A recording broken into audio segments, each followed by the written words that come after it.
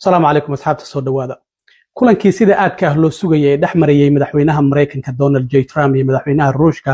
Vladimir Putin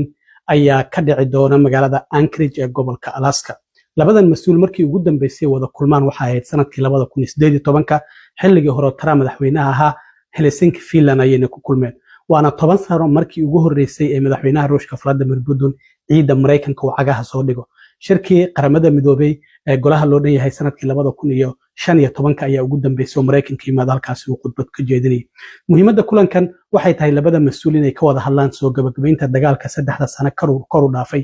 ee Ruushka iyo Ukraine u dhaxeeya walow madaxweynaha Ruushka Vladimir Zelensky aan kulankan lagu casuumin laakiin Trump waxa uu yiri kulanku marka uu soo dhamaado qofka ugu horeeya oo wici doono madaxweynaha ayuu noqon doonaa wadanka Ukraine Vladimir Zelensky iyo madaxda sidoo kalena midowga Europe marka kulankan waxyaabaha looga hadlayo waxay tahay muhiimadiisu dagaalka Ruushka iyo Ukraine sidii loo dhameyn lahaa Trump intii ololaha doorashada uu ku jiray waa kii yiri marka la doorto 24 saac gudahood dagaalkaas waan ku dhameynaya haddana yiri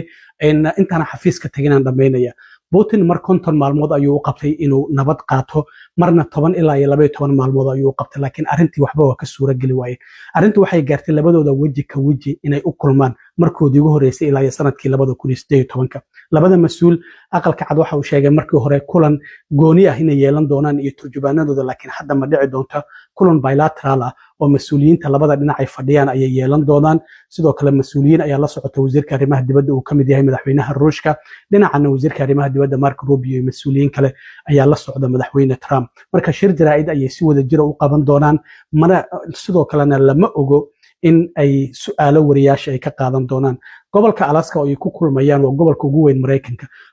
1877 ayaana Ruushka laga iibsado Mareykanku uu ka iibsaday marka Trump ku dhawaad 9 saacadood ayaa diyaaraddu ay sii waday dhinaca kalena 9 saacadood walow ay jiraan jasiirado isku dhinac yaala oo labada wadanba ay leeyihiin oo isku muuqdo 2 mayl isku jira marka Ruushku aad ayuu ugu dhow yahay dhinaca Alaska marka la eego Mareykanka marka kulan si weyn loo sugayay ayuu ahaa hadda Trump rog cas ayaa loo fidiyay ninkii Putin ahaa Trump waa uu salaamay Trump ayaa diyaaradda ka soo hordegay waan uu soo dhaweeyay marka kulankan iyo waxyaabaha ka soo baxa ayaana arki doonaa walow Trump uu sheegay inuu san filaynin in natiijo degdeg ah ay ka soo baxdo